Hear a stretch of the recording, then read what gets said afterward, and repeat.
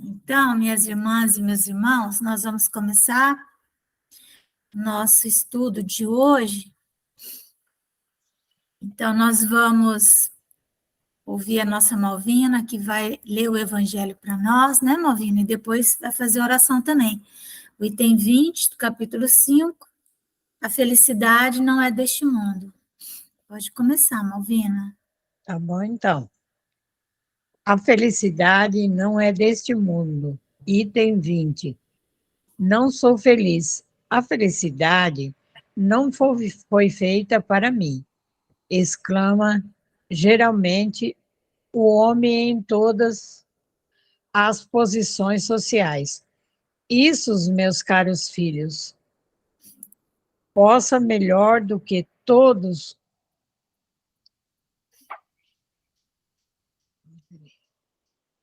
os raciocínios possíveis. A verdade dessa máxima do Eclesiastes: a felicidade não é deste mundo, com efeito, nem a riqueza, nem o poder, nem mesmo a florida juventude são condições essenciais à felicidade. Digo mais, nem mesmo reunidas essas três condições,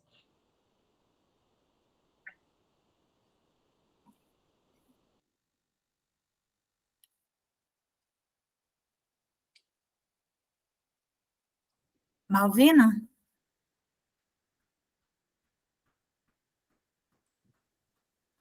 Oi, Malvina, está ouvindo a gente? Nós paramos de te ouvir. Eu vou continuar aqui, tá bom? Depois, se você entrar. Vocês estão ouvindo, né? Estão? Estamos ouvindo você. Tá. Então, vamos lá. Então, vamos lá. agora bagunçou aqui. Pronto, Ei, agora voltou. Você não estava me ouvindo? Não, nem eu, nem ninguém. Volta aqui Ai, que nesse... coisa. A Então, verdade... vamos voltar do começo. Pode, tá? pode voltar, pode. Tá bom, então. A felicidade não é deste mundo. Tá ouvindo? Estamos, agora estamos. Tá bom, então. Não sou feliz. A felicidade não foi feita para mim, exclama geralmente o homem em todas as posições sociais. Isso, meus caros filhos, prova melhor do que todos os raciocínios possíveis a verdade dessa máxima do Eclesiastes. A felicidade não é deste mundo. Com efeito, com a riqueza, nem o poder, nem mesmo a florida juventude são condições essenciais à felicidade. Digo mais, nem mesmo reunidas essas três condições tão desejadas, porquanto incessantemente se ouve no seio das classes mais privilegiadas, pessoas de todas as idades se queixarem amargamente da situação em que se encontram. Diante de tal fato, é inconcebível que as classes laboriosas e militantes invejem com tanta ânsia a posição das que parecem favorecidas da fortuna neste mundo. Por mais que faça, cada um tem a sua parte de labor e da miséria, sua cota de sofrimentos e de decepções, donde facilmente se chega à conclusão de que a terra é lugar de provas e de expiações. Assim, pois, os que pregam que ela é a única morada do homem e que somente nela e numa só existência é que lhe cumpre alcançar o mais alto grau das felicidades que sua natureza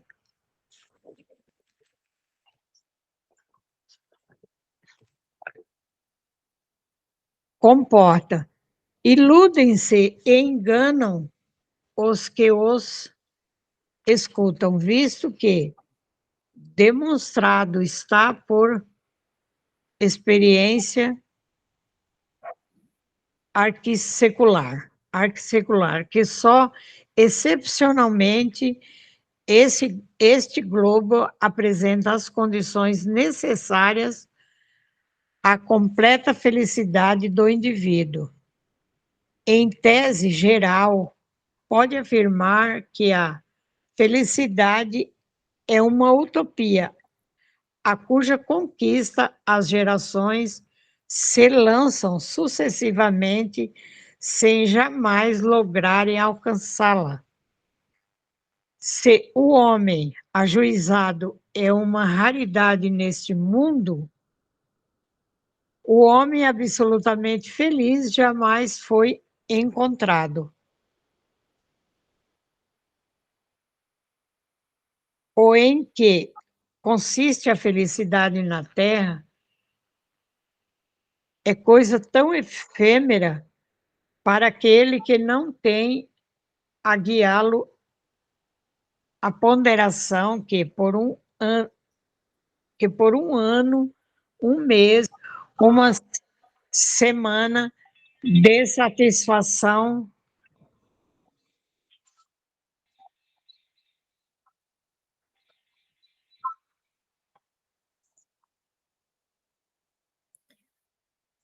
O telefone fica tocando.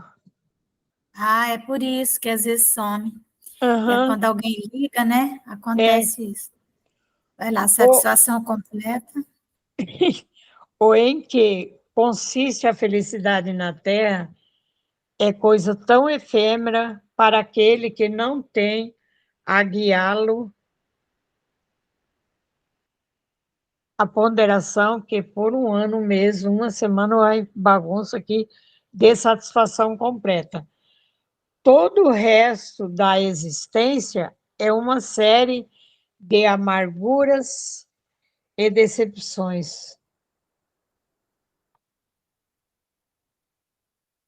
E notai, meus caros filhos, que falo dos venturosos da terra, dos que são invejados pelas multidões, pela multidão. Conseguintemente, se a morada terrena não é.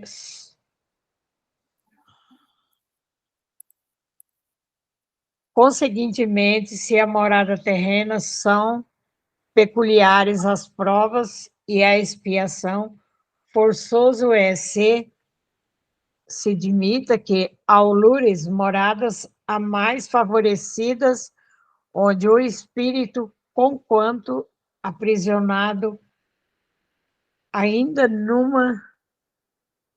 na carne material, possui em toda a plenitude os gozos inerentes à vida humana.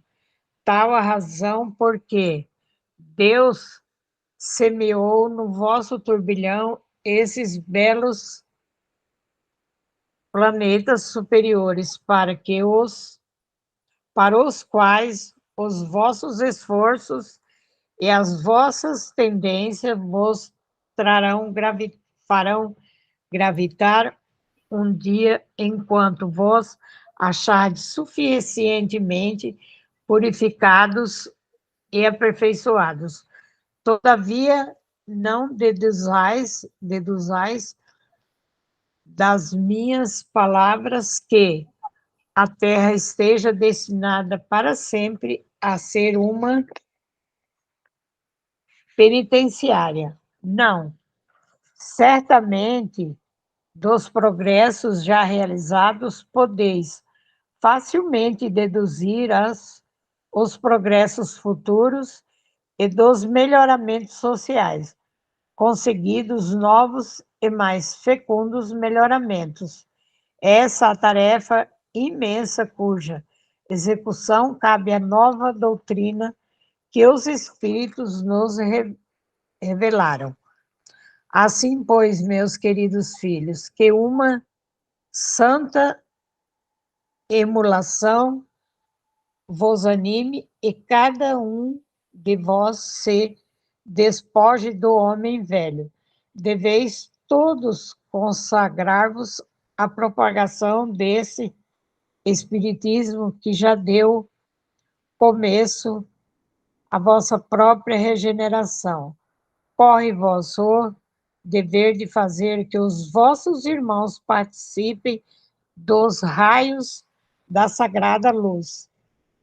Mãos, portanto, à obra, meus muito queridos filhos, que nesta reunião solene todos os vossos corações aspirem a esse grandioso objetivo de preparar para as gerações por vindouras um mundo no qual já não seja vã a palavra felicidade. Franciose Nicolas, Madeleine Cardeal, Mariotti, Paris, 1863. Continua, Márcia? Não, só o 20 mesmo, agora já é Ah, outro é só item. um capítulo? Tá. Esse aqui já Agora é. pode fazer a prece, né? Vamos conversar um pouquinho Ah, sim. sobre o assunto, né? Sobre a felicidade, ainda temos minutinhos. Então, Como diz, gente. fica à vontade, Márcia. Não, mas, Malvina, nós já somos, né, terceira idade e tal. Nós já podemos ter uma noção, né, assim, do que é uma existência. E quando eu pelo menos, quando olho assim, né, para trás e tal, houve muito, claro, né, muitos aborrecimentos, né, muito sofrimento, muita coisa. Mas eu fico pensando assim que também nós não podemos nos colocar ali naquela posição de pessoas infelizes, né? Acho que isso também não, né? Se a gente não pode dizer que é feliz completamente, mas se nós não podemos dizer que somos assim total, né, felizes, também dizer que foi uma existência horrorosa também não é o caso, né? Acho que está dando para passar, né? Dá para Eu ter uma. acho, Márcia, eu acho que a vida nossa é feita de altos e baixos, né? Tem momentos que está tudo tão bem, né? E tem momentos que dá uma afundada e a gente reclama, sofre, mas já passa, muda, dá uma melhorada, nem bom nem ruim, né? E a gente vai levando. Pois é. Então, o que é que faz, né, com que a gente consiga, né, ir levando, como você falou? Porque a vida que nós temos é uma vida mediana, vamos dizer assim, né, da maioria das pessoas. Uma ou outra expiação, mas a maioria são provas.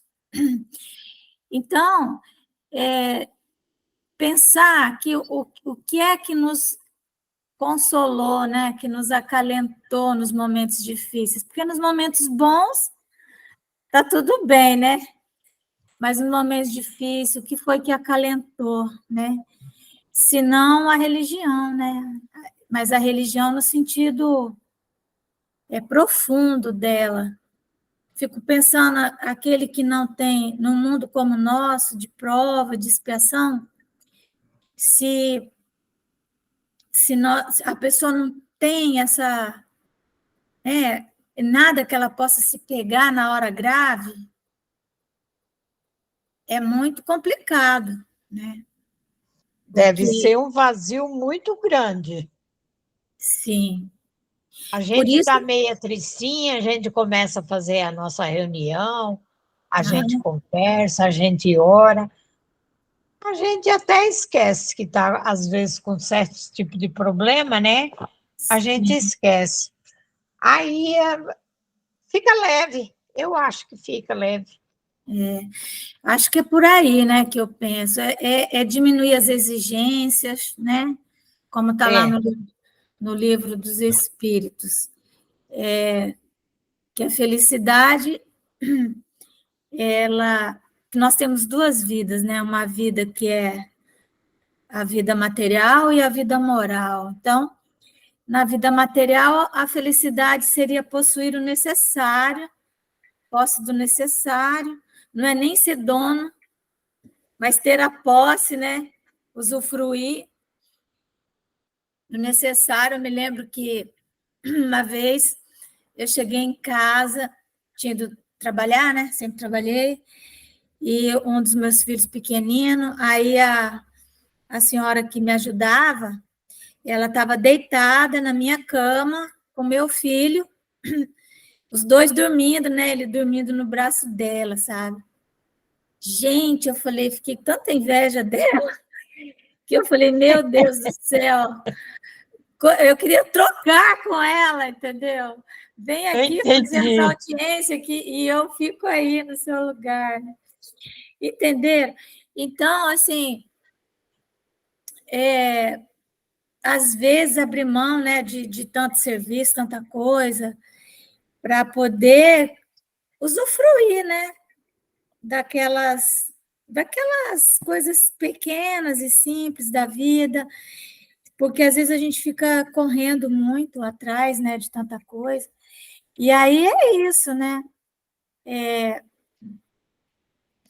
Ele diz aqui, né, que a Terra é esse mundo complicado aí, mas agora eu fico um pouquinho com pena aqui do François Nicolas Madeleine, que ele diz assim, né? Que nesta reunião solene todos os vossos corações aspirem a esse grandioso objetivo de preparar para as gerações por vindouras, e a nossa é uma geração por vindoura, né? Um mundo no qual já não seja vã a palavra felicidade. Isso, 1863. 100 anos depois, 1963, né? Nós já estamos há quase 100 anos, 1963. Em 2063 será 200 anos, né? Mas nós estamos há mais de 150 anos, então já deu para passar mais de uma geração aí, no mínimo duas, e, e cadê o mundo, né? Que ele imaginou, olhando para essa guerra. Então, nós temos que realmente nos unir em oração, né? Para que chegue logo essa regeneração, né? Talvez ela venha através desse parto doloroso aí, essa guerra aí que está aí, né? Nos mostrando quanto a humanidade ainda pode ser tão animalizada, né? Tão precária e tão primária, mas nós não podemos desanimar, né? Ele diz assim, ó, não deduzais das minhas palavras que a terra esteja destinada para sempre a ser uma penitenciária, quer dizer, ela é uma penitenciária hoje, né? A gente vive numa espécie de cadeia, né? Alguns estão em prisão não tão terrível, né? Em solitária, ou estão em prisão domiciliar, mas é uma cadeia, né? E ainda não chegamos nesse mundo que ele está falando, mas vamos ter fé, né? Porque a fé nos trouxe até aqui, não é? Foi ela que nos trouxe. Então é isso, Malvina, faz a nossa oração. Tá bom, então. Nesse instante, vamos fechar os nossos olhos, pensar em Jesus, agradecer por mais um dia que estamos estudando, reunidos os nossos irmãos, juntamos e todos os dias lemos o Evangelho, fazemos a nossa oração e vamos continuando a nossa vida, pedindo a Deus que nos proteja, proteja nossos familiares, nossos amigos, e que a tua paz, Jesus, seja em nossos corações em todos os dias de nossa vida. Peço, Senhor, por esses inocentes que estão nessas guerras, crianças, as mulheres, os idosos, que eles possam entender o que está acontecendo, aqueles que estão do outro lado possam ser acolhidos, abençoados por ti, Jesus, e recebidos com muito amor pelo sofrimento que estão passando. Jesus, peço a ti pelos hospitais que possam dar o socorro necessário a todos aqueles que estão dando entrada, que não falte o remédio, o alimento e a força dos médicos para tratar a todos, levando o respeito a cada um e o amor, para que todos possam levar em frente o que estão passando neste momento. Todos, enfim, os seres humanos, o nosso Brasil, os nossos países lá de fora, todos estão em sofrimento. Que a tua luz, Mestre, seja com todos nesse instante. Peço por todos aqueles que desencarnaram, que receba, Jesus, a tua luz e o teu amor. Jesus, que esta noite seja uma noite de paz, de tranquilidade para nós, que possamos, mais uma vez ao dormir, fazer a oração e agradecer a ti, Jesus, pelo dia e pela paz que nos transmite ao nosso coração. Obrigada, Jesus, sede conosco, hoje, agora, por todo sempre, e assim seja. Que assim seja. Que assim seja. Graças a Que Deus. assim seja, graças a Deus. Seja. Então, nós estamos, né, no livro O Céu e o Inferno. Então, nós vimos a teoria dos anjos, segundo a Igreja Católica, né? Os argumentos, depois nós vimos os argumentos que a Igreja trouxe para num concílio de Latrão, no ano 1219, se não me engano, era o Papa Inocêncio III. Então, aí eles explicaram que existiam os anjos e como que os anjos foram criados, né? Então, uma certa importação, né, dos anjos do paganismo, né, aquelas asas e tal, e como que eles teriam sido criados. E, enfim, então nós vimos tudo isso, e a igreja, então, dizendo que Deus criou os anjos para que Deus tivesse uma corte, né, como se Deus fosse um imperador, vamos dizer, vaidoso, que precisasse de ter um grupo de almas o adorando, né? E os anjos, então, segundo a igreja, foram criados em várias categorias, mas todos já criados anjos, sem corpo, só com alma. E os homens foram criados com o corpo e com a alma. E sendo que o corpo um dia morria e ficava só a alma. E mais ainda, esse homem ainda, para piorar a situação dele, ainda ele, além do corpo morrer, né, se ele fez mais mal do que bem durante a sua existência, ele poderia sofrer eternamente, né, no inferno. E se ele Já tivesse nascia no pecado, né?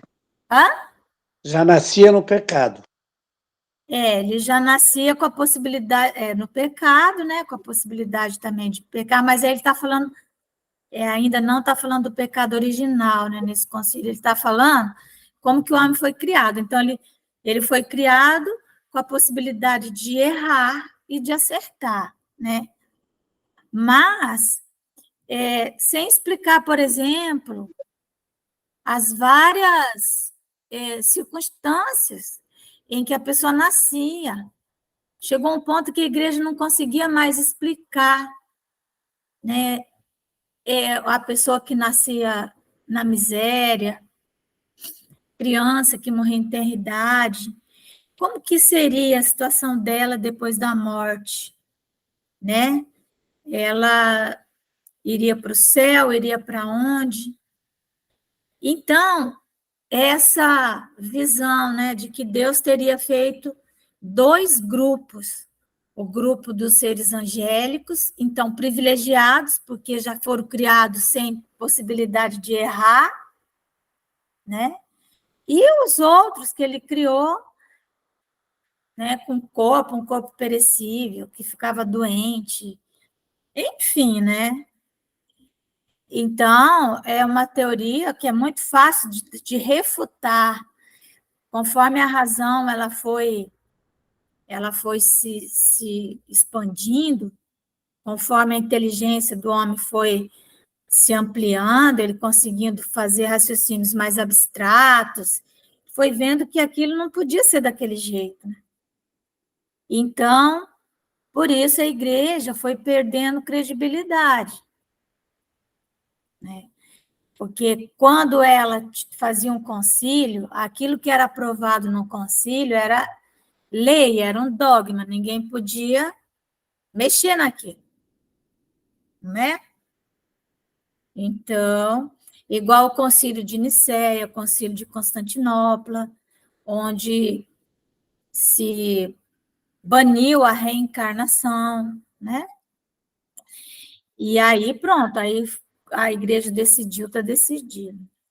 Então, num período assim do iluminismo, onde a ciência começou a mostrar muitas falhas da igreja, que a igreja começou a querer dominar todo o saber, a falar sobre tudo e a bater o martelo em tudo, não deixar nem nada em aberto, né?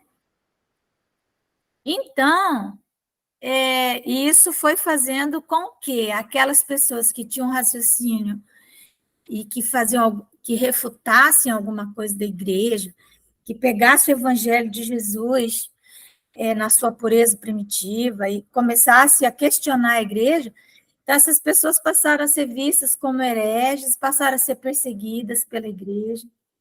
E isso fez também com que os homens de ciência, os homens que tinham raciocínio melhor, os homens de conhecimento, eles também procurassem se isolar da igreja o máximo possível, tanto para não ser perseguido, quanto também para terem liberdade de pensar, não é? E chegou um ponto que houve uma revolta mesmo contra a igreja. Aí nós tivemos a reforma, né, protestante, que já foi um passo que foi dado, tentando modificar algumas questões que não faziam o menor sentido. E assim foi. Então, a questão dos anjos, né, segundo o Espiritismo agora. Então, agora nós vamos ver como que o Espiritismo explica a existência dos anjos. Por quê? Porque o Espiritismo fala da existência, sim, de seres angélicos. Jesus é um ser angélico, né? Então, vamos lá. Os anjos, segundo o Espiritismo, aí o item 12, né? Que haja seres dotados de todas as qualidades atribuídas aos anjos, não restam dúvidas. Então, a doutrina espírita diz assim: existem anjos. Os anjos existem. A Igreja Católica também fala: existem anjos. Então, nesse ponto, nós estamos concordando. A revelação espírita, neste ponto, confirma a crença de todos os povos, fazendo-nos conhecer ao mesmo tempo a origem e natureza de tais seres. Porque os anjos, eles sempre estiveram presentes na história, sempre, né? E aí, como explicar a presença desses seres muito mais evoluídos que os homens, que vinham ensinar coisas, né? As almas ou espíritos são criados simples e ignorantes, isto é, sem conhecimento e nem consciência do bem e do mal, porém aptos para adquirir o que lhes falta. Então, simples e ignorante, mas com toda a potência, né? As aptidões estão todas em germes, todas em semente. O trabalho é o meio de aquisição. Portanto, não existe evolução sem trabalho, né? O trabalho é uma lei. O trabalho é um meio de aquisição. E o fim, né? E o fim, que é a perfeição, é para todos o mesmo. Então, pelo trabalho, nós adquirimos o quê? Nós adquirimos a perfeição. Mas é um trabalho. O que é trabalho, né? Toda ocupação útil. Então, as ocupações que temos que não sejam úteis, não é considerado trabalho. Não serve como meio de aquisição de conhecimento e nem também luz para um caminho que lá no final vai estar a perfeição. Conseguem-no, mais ou menos prontamente, em virtude do livre-arbítrio e na razão direta de seus esforços. Todos têm os mesmos degraus a franquear, o mesmo trabalho a concluir. Todos. Então, aqui começa a diferença entre os anjos que o Espiritismo fala e os anjos da igreja. Para a igreja, o anjo foi criado já anjo, e para o Espiritismo, não. Todos são criados simples e ignorantes. Mas então, como é que existe anjo e existe homens, né? Então, onde que nós vamos entender por que disso? Claro que é porque uns foram criados antes, né? Deus continua criando, né? Na verdade, não é criando com I, né? Seria criando. A criação com E. Quem faz essa diferença aí é um filósofo chamado Huberto Roden. Roden com H. E Huberto também com H. Huberto Roden, né? Huberto Roden. Ele fala sobre criar e criar, né? Criar é você criar um filho, criar uma galinha, criar um pintinho, né? Dar de comer. Criar é diferente, né? Trazer à vida algo que não existia antes. Então, é o processo de criação. Deus não aquinhou a melhor a uns do que a outros, porquanto é justo. E visto serem todos seus filhos, não tem predileções. Ele lhes diz: eis a lei que deve constituir a vossa norma de conduta. Ela só pode levar-vos ao fim. Tudo que lhe for conforme é o bem. Tudo que lhe for contrário é o mal. Tendes inteira liberdade de observar ou infringir esta lei, e assim sereis os árbitros da vossa própria sorte. Certo? Então, ele nos criou simples, ignorantes, com potenciais e com livre-arbítrio, né? Conseguintemente, Deus não criou o mal. Todas as suas leis são para o bem. E foi o homem que criou esse mal, divorciando-se dessas leis. Então, divorciando-se significa se afastando dessas leis. Se ele as observasse escrupulosamente, jamais se desviaria do bom caminho.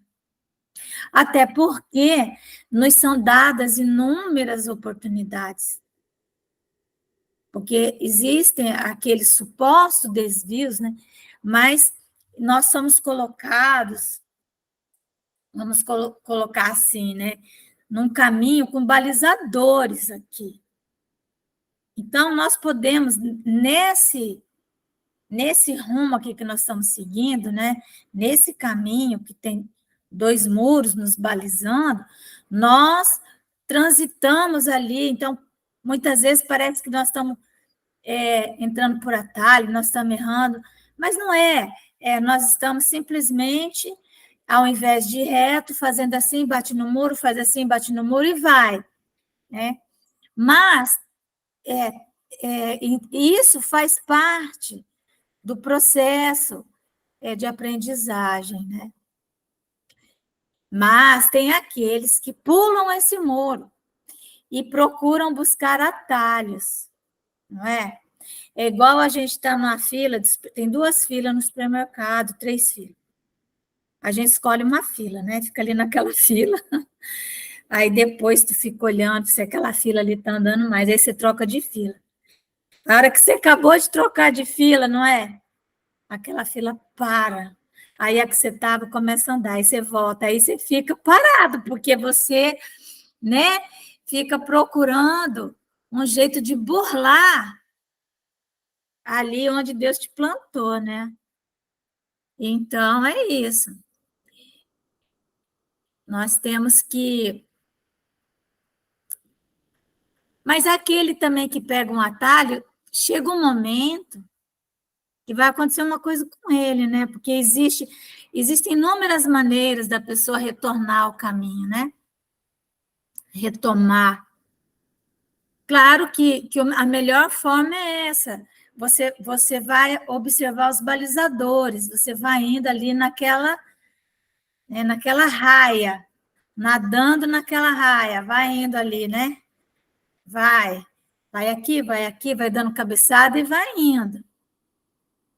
Mas se você resolve, né, sair até da piscina, vamos dizer assim, né? Aí o que vai acontecer? Você vai ter que retornar. E como que você vai retornar? Aí o meio que a vida tem é o sofrimento. O sofrimento, ele é uma das formas que existe, né, para que a pessoa desperte. Então, você vai pelo conhecimento, é um caminho mais tranquilo, né? Ou vai pelo sofrimento, mas que vai, né? Não vai pelo amor, vai pela dor, né? Isso é uma coisa que a minha avó falava também, né? Então, é melhor ir pelo amor, né, gente? Procurar ver aqueles que escolheram o caminho do amor, como é que estão, né? Seguir esses exemplos, porque a melhor coisa é você aprender com a experiência do outro. Esse é o sábio, né? Aquele que ele não precisa ir lá, ficar na chuva, se molhar, pegar um resfriado para saber que ele vai ficar doente. Não, ele já viu que o outro foi, que o outro pegou o resfriado, ficou doente, teve pneumonia, morreu. Então, por que eu vou fazer isso? Se eu já vi que isso pode acontecer, né? Então, a pessoa sábia, ela aprende com a experiência acumulada. Existe aquele filho que ouve as palavras da experiência da mãe, do pai, né? Às vezes o filho fala para a mãe, mas na minha idade você não fazia isso, não sei o quê. Pois é, não fazia, e olha, me dei mal. Então, por que você vai se dar mal também, né? Então, é isso. E tem 13. Vamos continuar. Entretanto, a alma, qual... Peraí. Entretanto, a alma, qual a criança é inexperiente nas primeiras fases da existência. E daí o ser falível. Então, ela vai falhar mesmo, isso que eu estou falando, ela vai de um balizador para outro. Não lhe dá Deus essa experiência, mas dá-lhe meios de adquiri-la. Assim, um passo em falso na senda do mal é um atraso para a alma, que, sofrendo-lhe as consequências, aprende à sua custa o que importa evitar. Deste modo, pouco a pouco, se desenvolve, aperfeiçoa e adianta na hierarquia espiritual, até que o estado de puro espírito ou anjo. Então, até o estado, até que nós vamos, todos nós, vamos aí batendo cabeça e vamos evoluindo, de existência em existência, né? De experiência em experiência, até que vamos nos depurando, e chega uma hora que você não tem nem matéria mais para depurar, né? A matéria vai ficando tão rarefeita, o corpo se transforma em perispírito, o perispírito se transforma em matéria, em energia pura, e aí se torna um ser angélico. Os anjos são, pois, quem são os anjos, né, segundo o Espiritismo? As almas dos homens chegados à perfeição. Qual perfeição, né? A perfeição que a criatura comporta, fruindo em sua plenitude a prometida felicidade. Então, a criatura, ela vai atravessar o estágio de ser humano, de homem, né? O estágio hominal. Nós somos seres humanos em processo, né? Nós não estamos acabados, nós não estamos prontos. Né? Nosso processo de humanização, ele está em andamento. A prova é o nosso lóbulo frontal, que ele é um cérebro, né? Onde nós fazemos, seria um laboratório onde nós fazemos as nossas análises morais. Cada pessoa tem um lóbulo frontal diferente da outra. Significa que ele está em evolução, em processo de evolução, né? Antes, porém, de atingir o grau supremo, gozam de felicidade relativa ao seu adiantamento. Felicidade que consiste não na ociosidade, mas nas funções que a Deus apraz confiar-lhes, e por cujo desempenho se sentem ditosas, tendo ainda nele um meio de progresso. Olha que interessante, né? Então, a pessoa que ama a Deus e a Jesus, ela se sente honrada, né, de ser convocado ao trabalho, né? É uma honra. Imagina, né? No mundo que material. Vamos pegar uma autoridade, né? Chega uma autoridade, um governador, chega numa empresa, de um empresário, do nada, o empresário é comunicado que o governador está chegando. Né? Ó, meu Deus, vai ficar empolvorosa, não vai? Jesus amado, vai ficar empolvorosa e tal, e vai procurar tirar os papéis de cima da mesa, não sei o quê.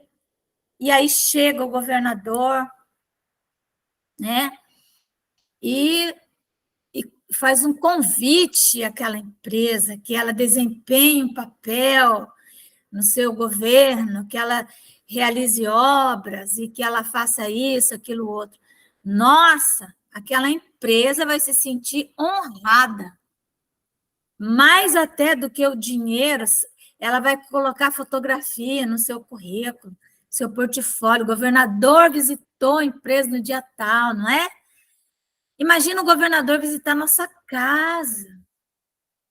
Então, esse raciocínio que nós fazemos aqui no mundo material, imagina isso transposto para a vida espiritual. O governador do planeta, Jesus, nos convocando ao trabalho. E ele faz isso desde 2000 anos atrás. Ele nos convoca. E o cristão, ele deveria disputar a honra de servir ao Cristo. Né? Devia ficar se matando aí para ver quem é que ia fazer aquele serviço. E não é bem assim que acontece, né, gente? Já viu alguém disputando para fazer a sopa para levar lá o morador de rua? Não, é só eu essa semana. Não, essa semana não é você, essa semana sou eu. Não, não, não é o que quero. Já viram isso acontecer? Pense numa coisa difícil, né? Deixa eu só ver uma coisa aqui. Vamos só terminar de ler, então. Mas nós deveríamos disputar a honra de servir ao Cristo de Deus. A humanidade não se limita à Terra, habita inúmeros mundos que no espaço circulam. Já habitou os desaparecidos e habitará os que se formarem, né? Então, existem mundos que desapareceram já. Esses mundos eram habitados. Então, existem várias humanidades em vários graus de aperfeiçoamento. Vários graus.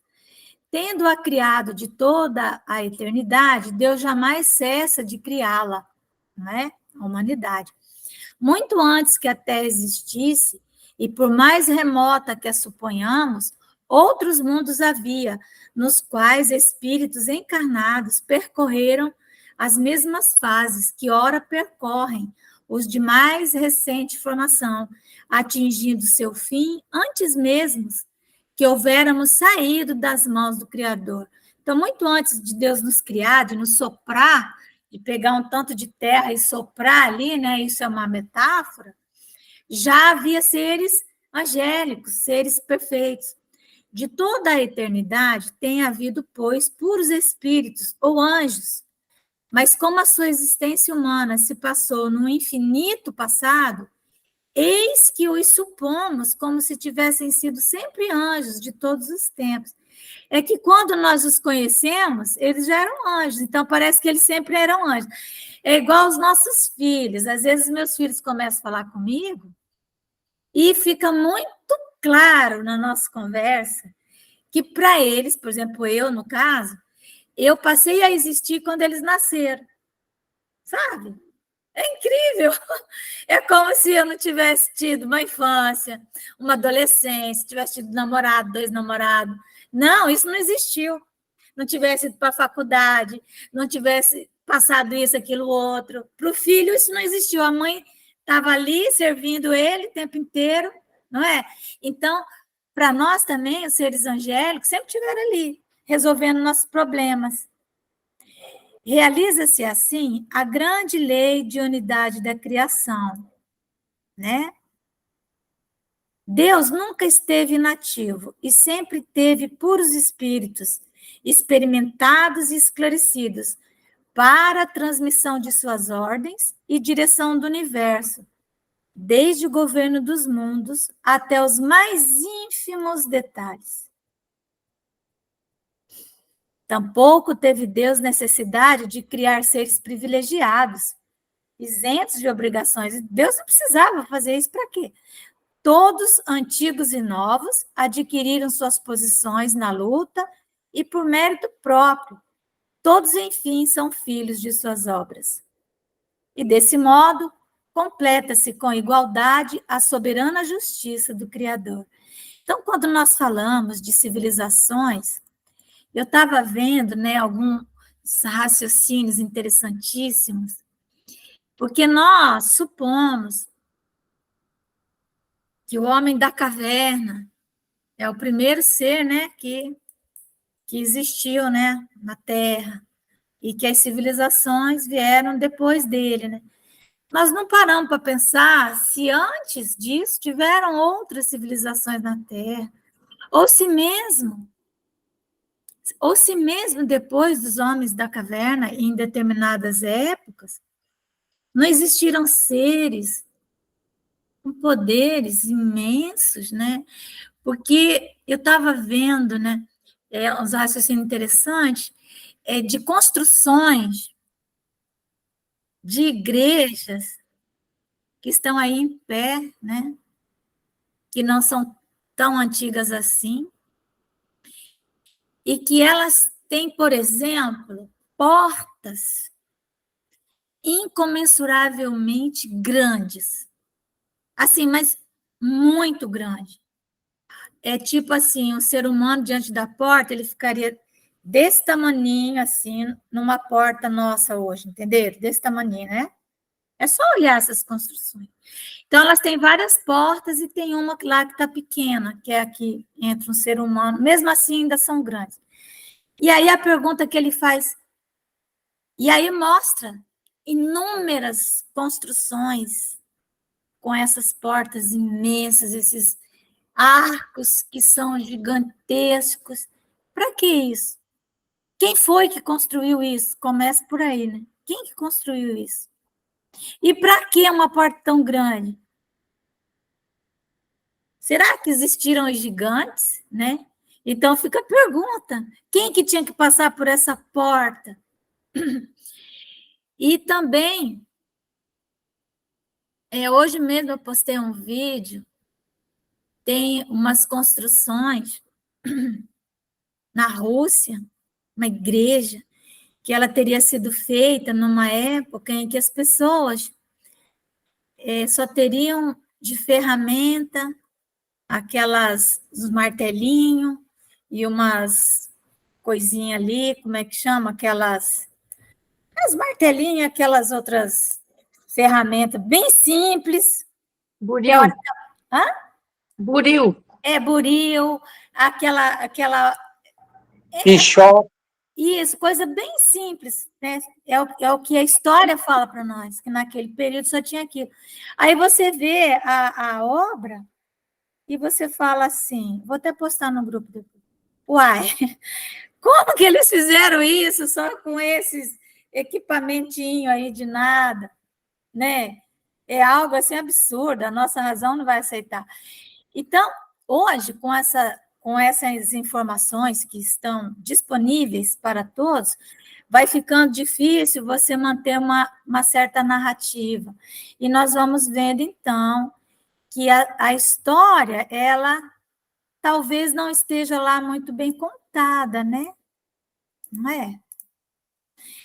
E nós venhamos a ter muitas surpresas por aí. Mas o Espiritismo, ele fala sobre isso. Então,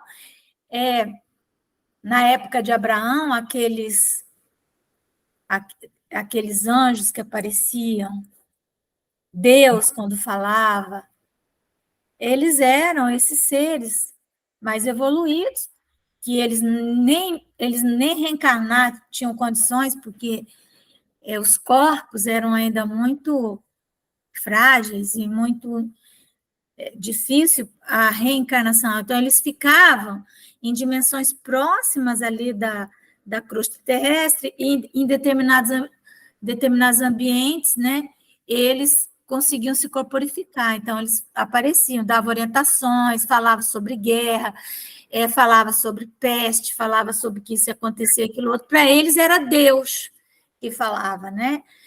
E então é isso, mas não deixa de ser Deus, porque sempre é Deus, né? Sempre é Deus. Porém, Deus através dos seus emissários, né? Então, na nossa próxima segunda-feira, nós vamos falar sobre os demônios. Falamos dos anjos e vamos falar sobre os demônios.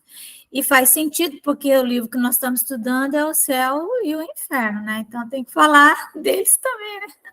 Falou dos anjos, vamos ter que falar dos demônios. Eles também são filhos de Deus. E também são filhos de Deus, nós vamos descobrir isso, né? Ué, se Deus, né, Deus criou tudo, não é? Assim como ele não criou seres já perfeitos, será que ele criou também seres destinados a viver eternamente no mal, né? Parar aqui a gravação.